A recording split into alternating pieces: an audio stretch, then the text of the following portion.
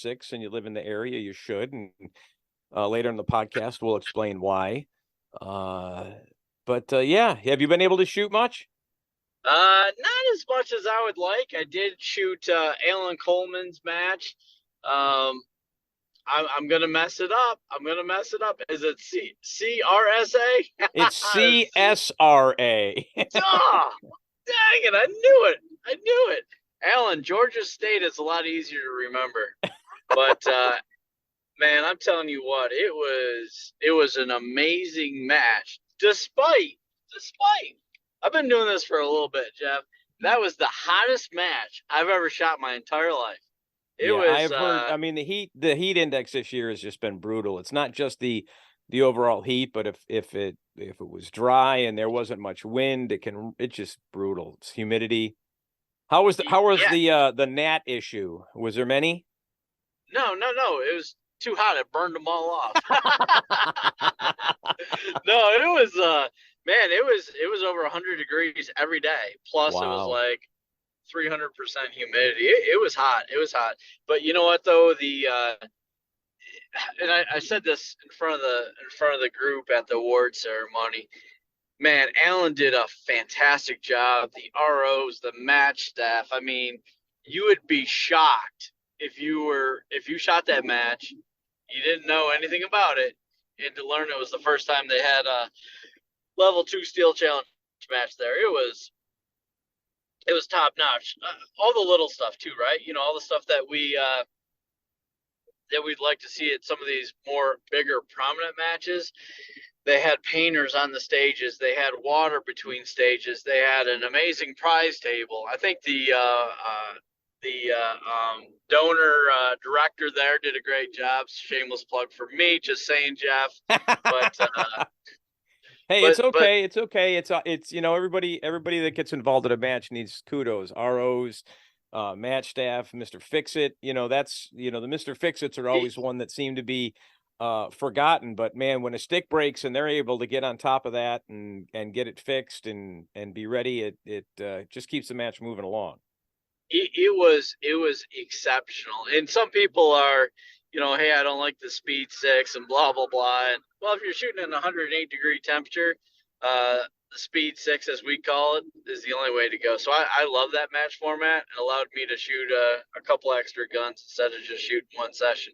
I shot all three sessions, and man, it was a great time. It was everybody. They walked through the whole prize table and went back a second time for some additional gifts. But they had great match shirts. I mean, food. It was just. I think we had Chick-fil-A for lunch on Saturday. Then we had pizza for the awards and stuff like that. It was, can't say enough good things about it. I think they were just under 200 guns, maybe 175, somewhere in there. I'm looking But man, here, and based on it, looks like some people might not have completely finished the match. But there's scores listed for 173 shooters. So okay. that's for a first I, year match, that's fantastic.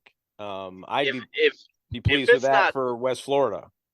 if it's not 250 guns based on what I saw there next year, yeah, it was amazing. So my hat goes off to Tim. I think he was the range manager. Zach Jones was running stats, and Alan for Match yeah, they did director. a fantastic job. So I'm Yeah, looking here at the scores, and I'm thinking there's a shooter you need to work on making sure he's busy the next weekend, because I'm looking at the top six, and it goes Peterson Foster, and then 3 and 4 are Peterson Foster, and then 5 and 6 are Peterson Foster, and I think you're gonna have to like poke that kid in the eye or something next time. man, I'm telling you what, Steel Target Paint shooting team ran that show. It was really good. We had the shooting Gigi was there. Randall Miller. Yep. She walked away with a bunch of trophies and her plates, and Caleb and I did too. We got a picture of all three of us together. But Caleb's younger brother Logan shot. He did great. It was a family atmosphere, and their dad Rich Peterson was there. It was a great time. It was just it's one of those things, man. It was just kind of like it was a big local match. You know, it was just Yep. that kind of that That kind of vibe. atmosphere. But yeah, Caleb's been shooting lights out, man. We'll see what we got next weekend. We've been working on some outer limits and stuff like that, but he's been shooting 64 consistently the last couple matches, and so I don't want to jinx it, but I'm thinking 61, 62 is right around the corner. So that's awesome. Well, I will also throw in a plug for the Speed 6. That's what we've been running at the West Florida for years. Zach used to run it when he had the South Florida State Championships. And yes, outer limits and speed option can be separators to some extent. But I have to agree, we were very fortunate last year with West Florida and had over 250 guns for basically a 3-session match. Yeah. Now RO day, we did fill up. A lot of people came to me and said, "Hey, I want to shoot some more. Can I shoot on RO day?" And I was like, "Absolutely." So that definitely stepped it up. But that Speed 6, you can almost guarantee it's gonna, if you start them at 9, it's gonna go 9 to noon. You got noon to 1 for lunch, 1 to 4, and you're done. And it's definitely an advantage for a match to run efficiently. And of course, you've got all the extra amenities of not having to need as many ROs because you've got 2 less stages. It's just, I think every director who's thinking about running a level 2 match, consider going to the Speed 6 because it's amazing how people really do like it. We've had that discussion a number of times. Yeah, and let me throw something else out there. I will say, and I'm thoroughly upset at myself. I took a new job here about 12 weeks ago, so I've had my hands full, so I haven't been able to travel. And I will say that I probably missed the best match in the country a couple weeks ago in the most prestigious match in the country, and that was Let me, yeah, I was gonna Ely, say, let me Ely, guess. Ely Area Two.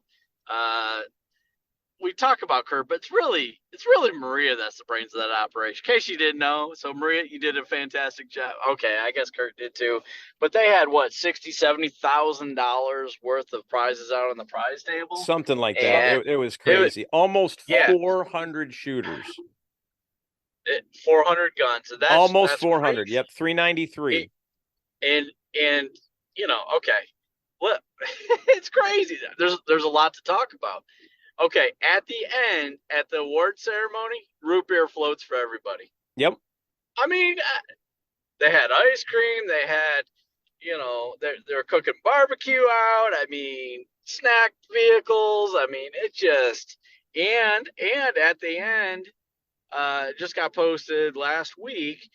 Some of the top shooters walked away with more than $1,000 in their pocket because they Yeah. paid out a Lewis class system for performance. No, that's And the Lewis fantastic. class system breaks it down into thirds, right? So if you're the middle third or in the bottom third and you came in first, second, depending on how many guns were in the division, you got paid. Yep. So you got a lucrative prize table, you got ice cream, you got barbecue, you got pay. I mean, it's Well, like, how do you? let's face it. It's one of the other staples of that match has been the snack cart. That's Oh always yeah, there.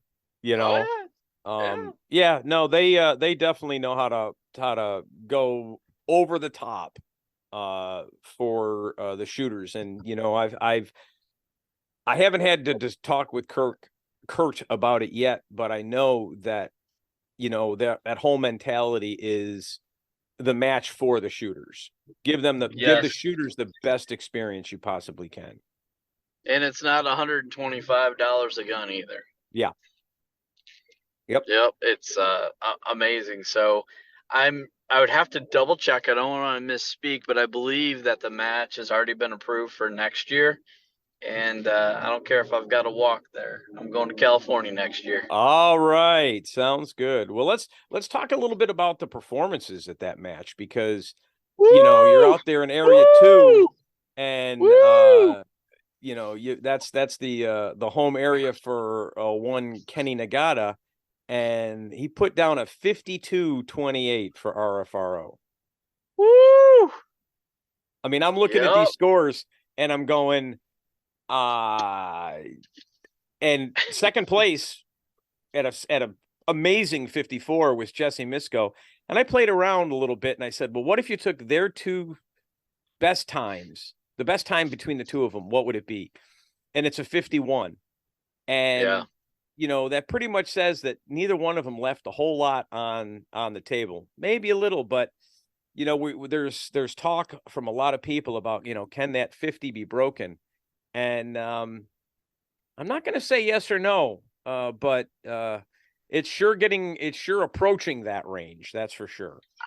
Man, I don't want to be a naysayer, but let's say at a major match, I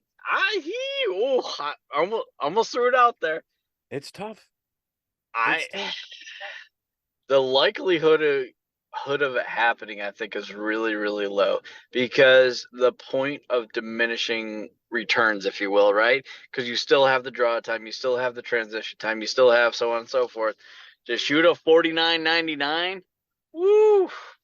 I'd like to see a big company step up and put, $1,000 or $5,000 to whoever does it at a major match, or maybe even this World Speed Shoot. I know Brian Conley's listening to me, but maybe somebody will step up and throw down the gauntlet and throw it out there. But if that happens, it wasn't that long ago, and I know I'm the old guy here, Jeff, and I know you're older, but we're old guys. Thank you very little. I appreciate you reminding me of that. You're welcome, but it wasn't that long ago. You shot sub 70, and it was a big deal. And last, 3.5 years ago, when Chris and Grant and I broke 60 seconds, that was a big deal too. And boy, now to be shooting mid-50s consistently like some of these guys are, my hat goes off to them for sure. But shooting a 49.99, woo, that's a tall order, sir. I'm just looking at the scores right now, and just listen to some of these. These are crazy. This is Kenny's scores for rimfire rifle: 564 for roundabout, 705 for pendulum, 648 for accelerator, 668 for 5 to go. That's that one there. That's probably the one that's the most remarkable. That's cooking. And to be honest with you, Jesse shot a 663. I mean, that is insane. 5 to go. On 5 to go. Cooking. Speed option 717. Yeah, that's cooking. Smoke and Hope 526. Showdown 505. And Jesse put down a 483. And here is the crazy one. The one stage, last stage, stage 8. Well, I don't know if it was the last stage they shot.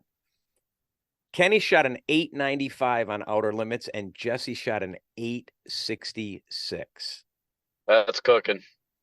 That is, it's just, and you look at these and you're going, where are you going to find another 2.25 seconds? Yeah. To get down to that 49 range. I don't know. But like you said, 70 was the magic number not too long ago. And now it's at that upper echelon of shooters, it's just insane what they're able to do with some of these guns. Well, hats off to Kurt for, again, another match. That's great that it's set up for next year. I heard the weather was phenomenal out there too. It's always phenomenal out there. Hey, Jeff, is that the fastest time ever shot at a major match? If it's not, it's got to be pretty close. Well, you know what? Let's just go to, since I'm sitting here in front of my computer. I know. I'm pretty sure Grant and Chris have shot 53s, 54s at the World Speed Shoot. I think Kenny did. That's all I can do. I mean, I can't really look at I can only look at what's been posted, like what the world record is. Okay. For the division. So for a match, the RFRO world record is a 53-53 owned by Kenny, just shot this past year. So he did beat that. Now, granted, we all know, for those of you that are jumping up and down already, his 52 is not a world record. The world record can only be set at the world speed shoot, but he did post a time at a major faster than the world record. It's amazing. Absolutely amazing. Yeah, We that's have great. a lot of other things going on in Steel Challenge. One thing that I was intimately part of, and that is something that we tried to get it in last year and it didn't work. And so we refined the process a little and understood how we needed to get it through with the board. And Steel Challenge Shooting Association now has a slot policy. So there are going to be performance-based awards at qualifying matches, which would be the World Speed Shooting Championships, area match, and the Canadian Nationals, for earning a slot into the World Speed Shooting Championships. I've got questions, Jeff. I've got Let's questions. go. Let's go. All right. So going to Area 6 next weekend, Yep. how many guns have to be in a division for a slot to get awarded? 10. Okay. And it's only So awarded to the winner of the division. Okay. And that's only if you live in the area, correct? That is correct. Okay. The way that it's set up is, let's just say, for sake of argument, that there are 8 Area 6 shooters and 2 people come from Area 5.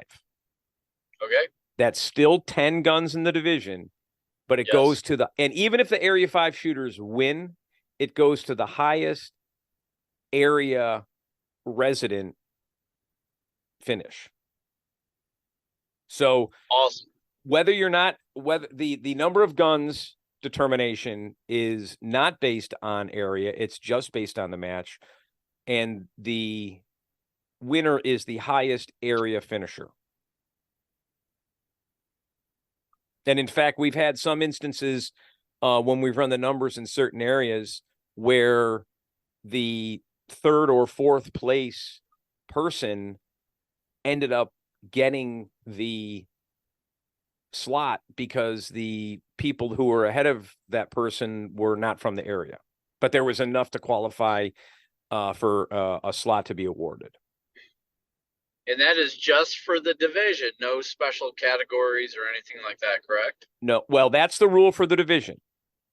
Okay. The same rule holds for class. Okay. Okay. Now, if let's just say, for sake of argument, at Area 6, you're a GM and there are 22 people shooting rimfire rifle optic, and there are 11 people shooting, or 11 GMs shooting rimfire rifle optic. Okay. And Yes. you win, and you win. And I win. Yep. You get the bid, you get the slot for the division, and there is no slot awarded for the GM class because you'd already won it for that gun. Yep. Okay. Got it. Now, we do go to categories as well. Categories are a little different, though. It's only 5 shooters, 5 guns to qualify the category for a slot. So take, for instance, me, I'm shooting rimfire pistol optic, and I'm a GM. I don't win the division. I don't win the class, but I shoot strong enough to win the category, the senior category. I would earn a slot. Okay. Well, let me throw a scenario at you. Let's say I'm a 14-year-old girl. Yep. I'm a grandmaster. I'm shooting rimfire rifle open. So I can qualify, I think, and that's part of my question, for junior, lady, and I'm sure something else. Your class and the division. Yes. But can I win it for both junior and lady or not? No. In fact, you can't even, if you were the if you were the of course, junior is an age-based category. Lady is a gender-based category, but it's still in the category. Okay. So the way that the calculations work is we do a potential, and we figure out who is even a potential winner. Okay. Then we go through and we look at, okay, who won the division, and we give up, the code that I wrote hands out, gets a division award. Yep. Then it starts to look at classes. And if you've already won for that gun in a division, you've basically burned a slot. Okay. Same thing. And then then you get to categories, and it does all the age-based category. I think it does all the age-based categories first, and then all the other categories. So let's just say, again, there's that lady junior. She doesn't win the division. She doesn't win the class, but she wins junior. She won't get the lady, and it burns the slot, and there would be no lady slot awarded. Oh, I got you. Let me Okay. ask a question outside of the slot policy. Sure. Can a junior lady or girl, which I guess I don't know, girls, ladies, whatever. Female. Female. Thank you, sir. I appreciate that. Can that person win the junior as well as the lady? No, they're both categories. So if I'm 14 and I'm a female and I shoot the fastest time of all the females and I've already won the junior girl If you or junior, let's just say you already won the division, yep. and there would be no slot given out for that gun in lady or junior, regardless of the number of competitors. I'm with you. I transitioned off of the slot policy briefly because there's been a lot of chatter about this the last, well, how long have I been shooting this game for? Where you'll have somebody that's a great junior female shooter that could win the division, could win the class, could win and just shoot one gun, win top junior, and then win high lady, all by shooting one gun and have 4 awards. Is that possible or not? Awards is based on how the match wants to do it. Okay. But I will tell you this. Okay. Yep. Let's go back to last year's WSSC. I'm there. Just take out the lady part of it. Yep. Okay. Kenny Nagata for RFRO won the division, 1 GM, and 1 junior. And he got those awards. But that's a division, a category, and a class. Right. Can one person win more than one category for at a match at a match with regards to awards? It's based on how they set it up. But my answer is I think they should. Okay. Okay. And that could upset some people, but and I was having a discussion yesterday, and I guess in Rimfire Challenge, there's some rule that says junior ladies aren't ladies. They're only juniors. Well, I think, and we may need to get Pete or somebody on the podcast to walk through this.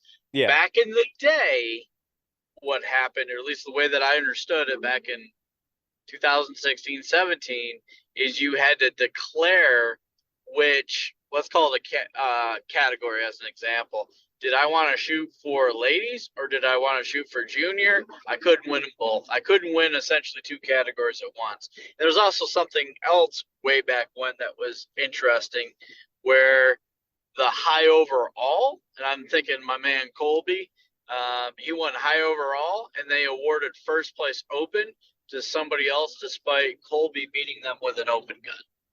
Yeah, I've seen that happen in other matches, and again, I have my opinion on that.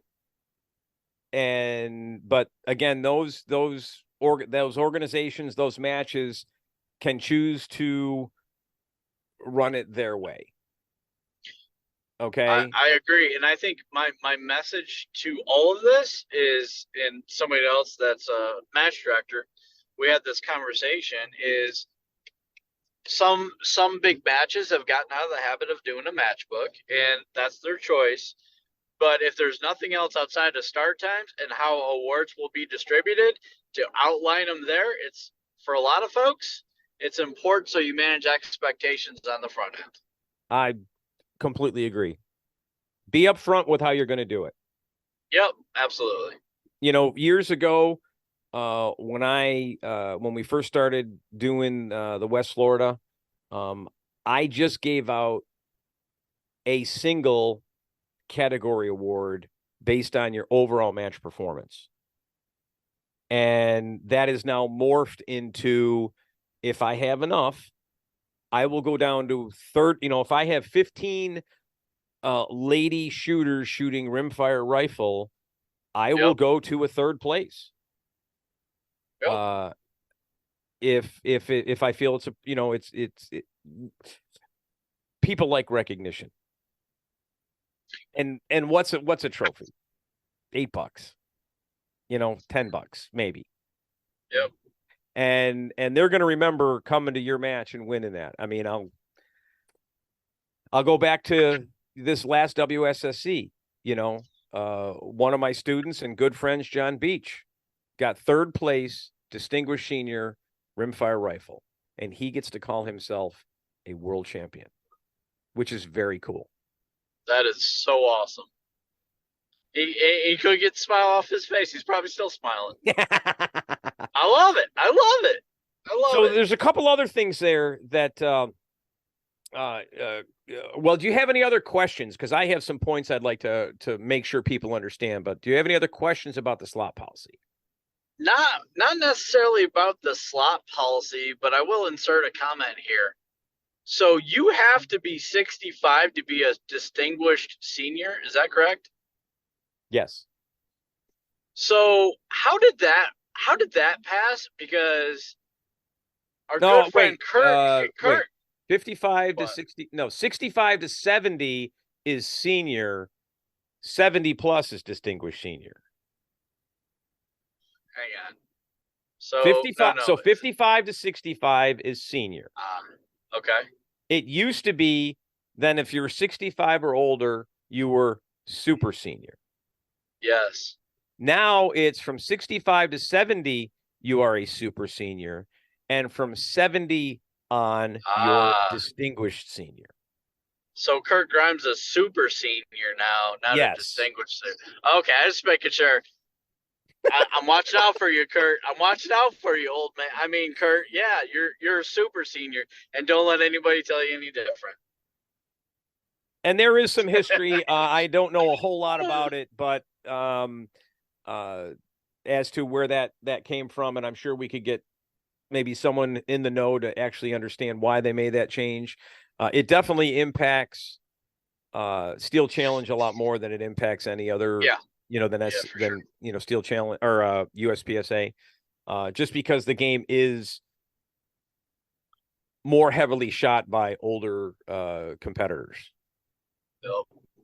So, okay, well, let me point out a couple other things about the slot policy. Okay, back on topic. I got you. Okay, slightly different when it comes to the Worlds.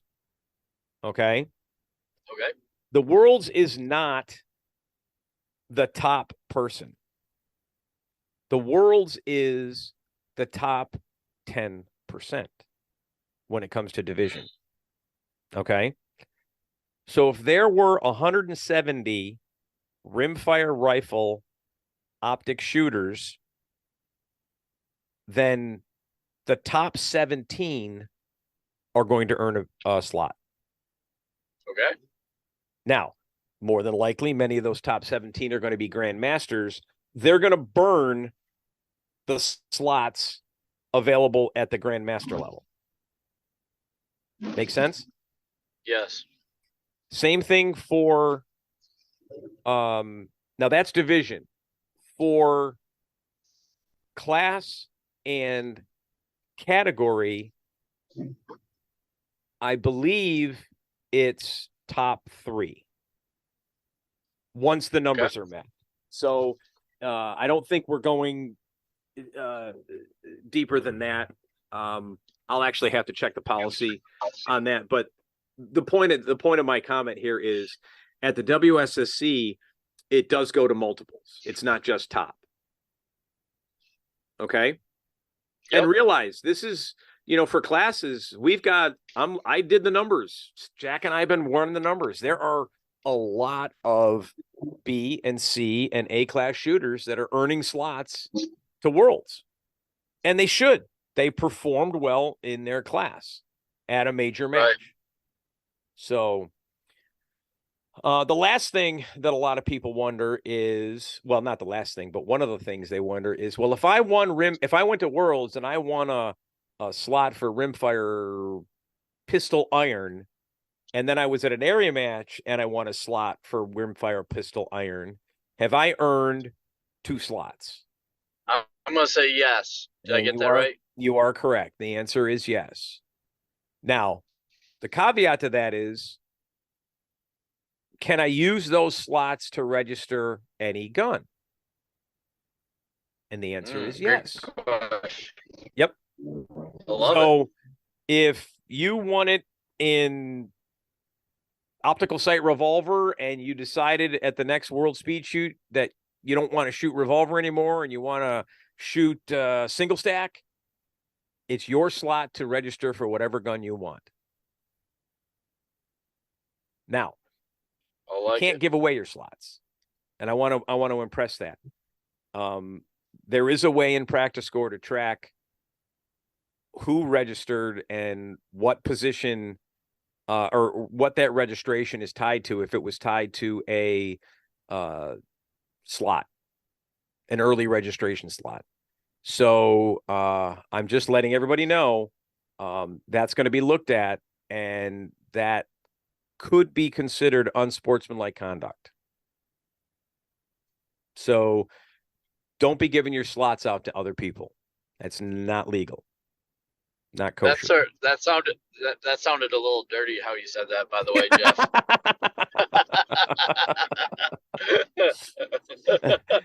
Jeff. Lastly, for those that are wondering, well, geez, all these slots are going to be given out, and how am I going to get registered? There are still going to be a considerable number of what we'll call open registration slots, or open registration positions available.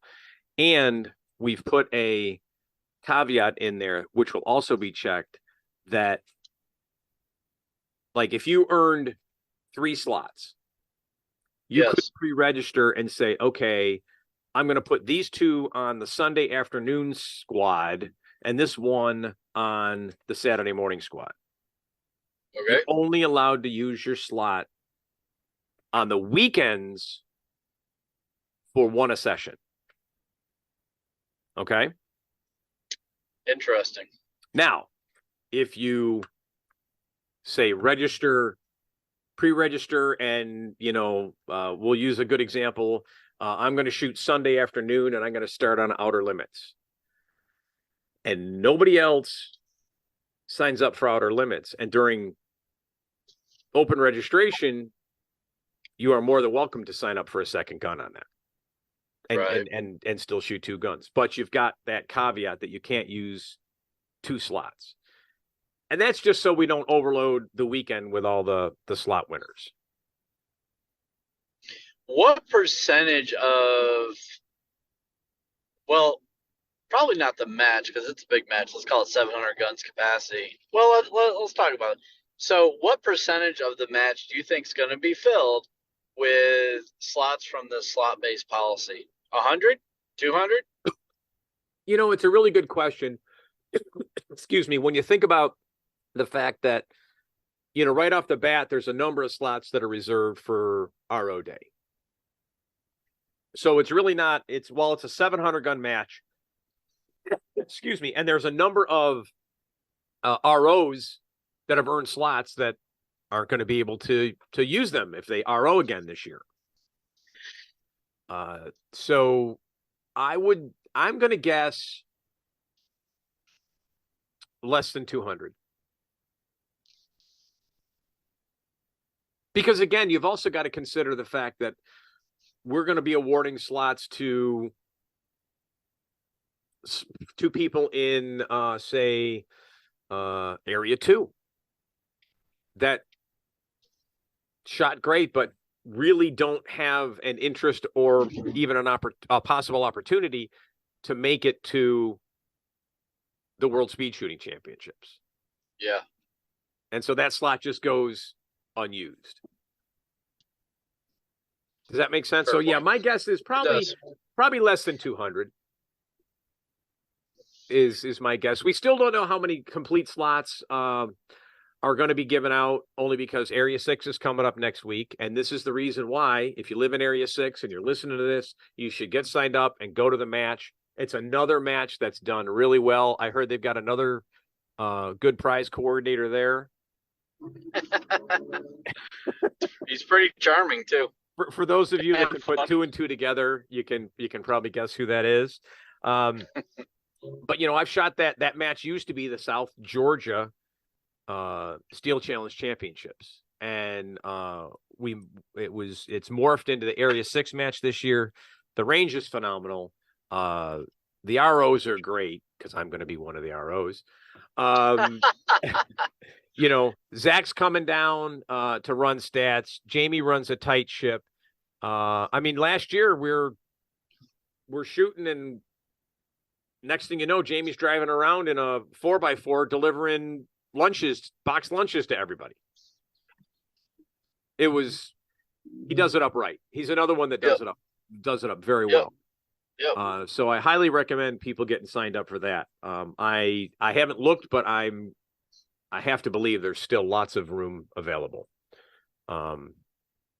So let's get that match filled out too. But the number of competitors shooting that match is based on where they're shooting, defines how many slots will end up being awarded in that match. So as a good example, while Area 2 had 393 competitors, don't remember for sure, but I'm gonna go right there now. I know Area 5 was not as big, but it was more varied. Okay. Yeah. So yeah, pulling up here, Area 5 ended up shooting close, 369. Okay.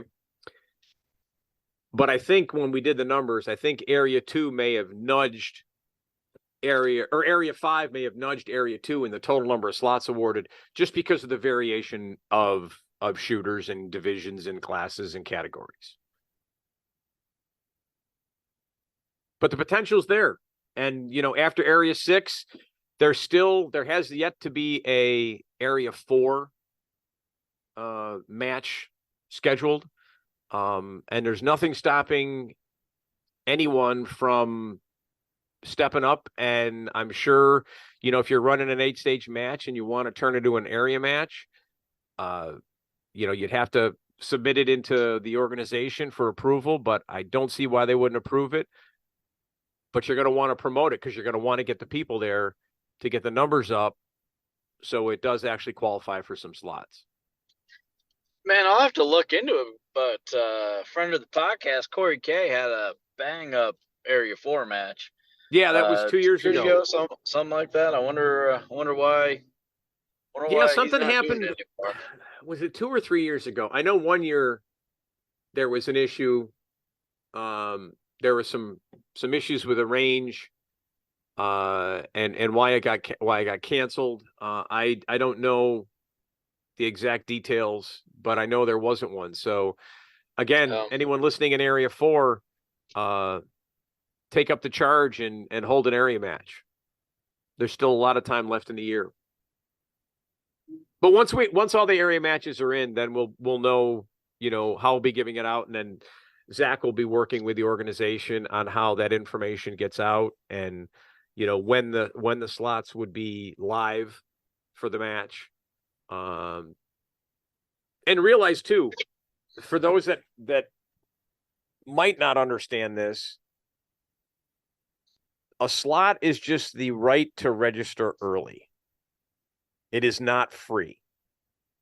You still have to pay. So realize that's it's just a performance-based award to be able to get registered earlier. Okay. Sounds like a plan. I did hear somewhere that World Speed Shoot registration went up. Is that correct?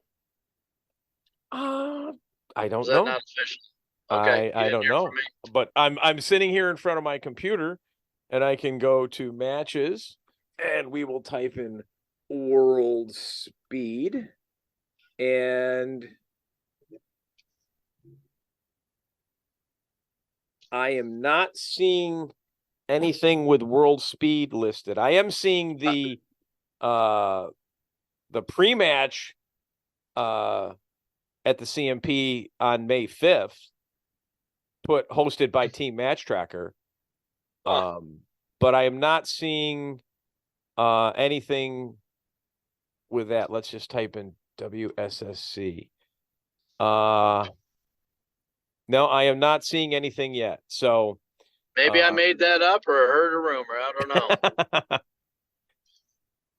Well, There's a lot of rumors going on Zach out is there. looking at. Oh, there's a lot of rumors. And there's one truth that I think is some may not have heard. So if you haven't been on social media or keep an eye on the board meeting, there is one other change for the 2024 WSSC, and that is that there has been a price increase per gun. Oh, it is. Yep. It is now going to be $125 per gun. Okay. As opposed to 100. It's been 100 for the last 7 years, at least. Must be I'm finally getting lunch with my registration. I am not saying that. Really? I think do you remember the podcast we did with Jake and he detailed the finances for I believe it was the 2022 WSSC? Yep. This is a small step to help curtail the amount of loss that the match generates for the organization. So I know a lot of people are going, oh, it's a 25% increase per gun. It's too expensive. I'm not going to go. That is absolutely their right. Everything is more expensive. I'm paying at least a 25% increase from 7 years ago for hotel rooms.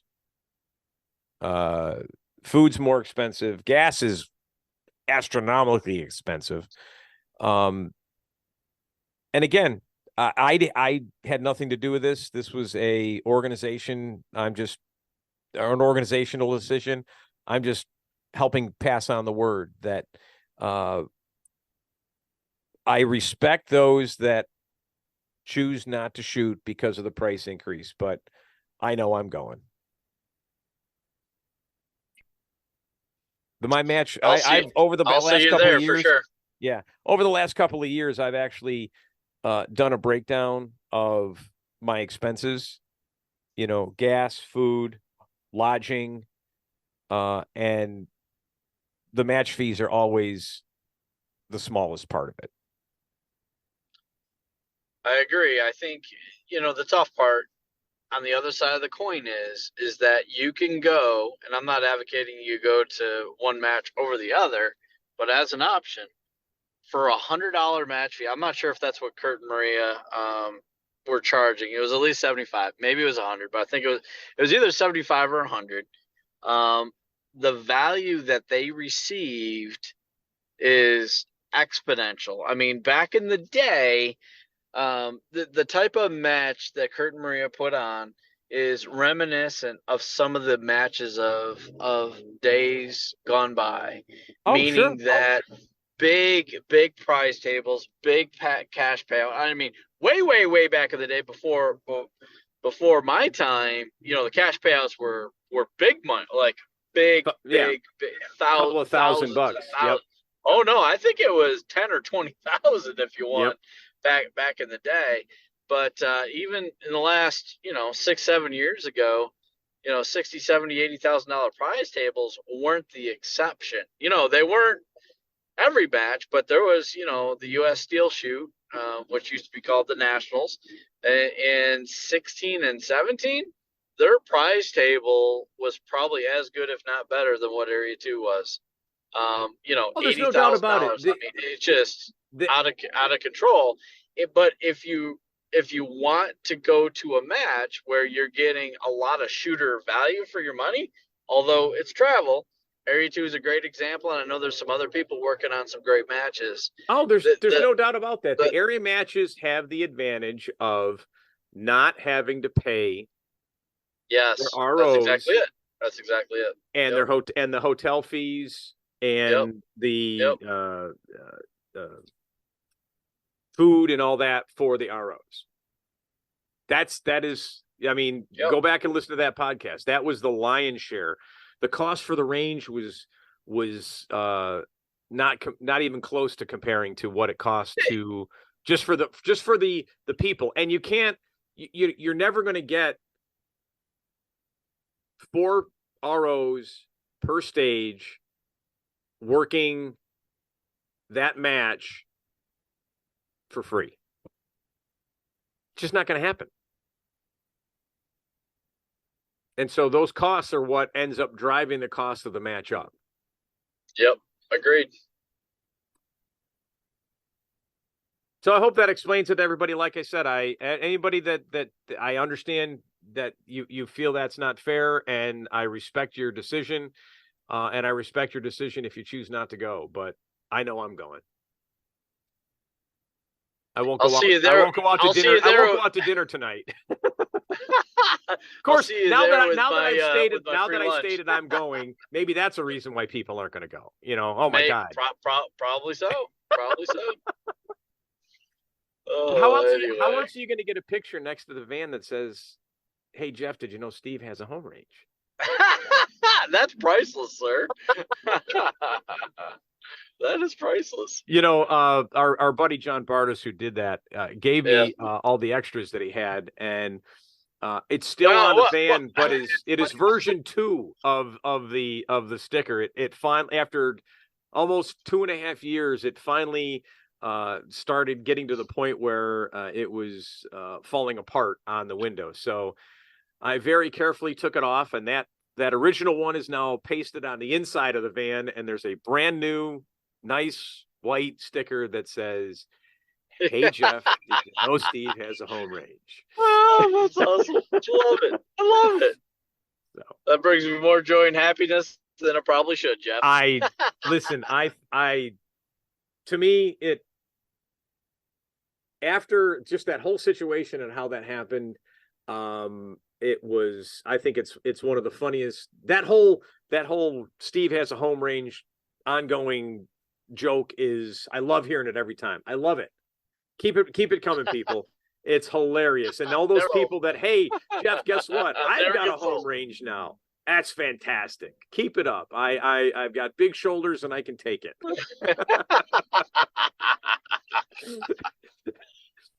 That's awesome. All right. That's well, awesome. Steve, you got anything else you want to share with the people? No, I'm just going home to box up some more grips and magwells. So I appreciate everybody's support with that initiative. And through Tandem Cross, the Tempest grip and magwells available. And again, thank you so much. But humbled by the support from the community. Yeah, thank you. I appreciate that. That's allowed me an opportunity to give back more to the shooting sport as well. So I really appreciate that on behalf of Creekside Custom as well as Tandem Cross. So thank you all.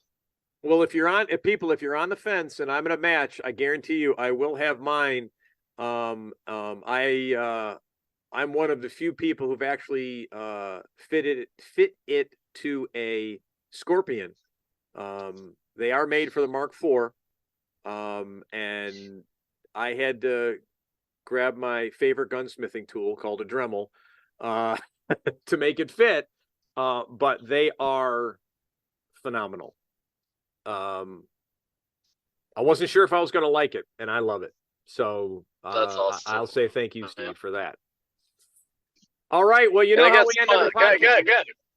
Got some limited edition ones that I'm going to put out there for some folks that like some cool stuff. So more to come there. So I'll be dropping some information. Can we get a Magwell? Can we get some really small print and engrave the Magwell? Hey, Jeff, did you know Steve has a home range? Can I send you my Magwell and have Creekside Custom do that? Yeah. Oh, absolutely. Free of charge for you, Jeff. that would be funny. That would be fantastic. All right, Steve. Well, it's been great talking with you. Hope the people enjoyed this. We got some good information out. And how do we end every podcast? Yeah, head over to rangestore.net. Use discount code STPodcast10 for 10% off of anything at rangestore.net. All right. Thanks, Steve. We'll see you at Area 6. All right. See you next weekend. All right. Bye-bye. Bye.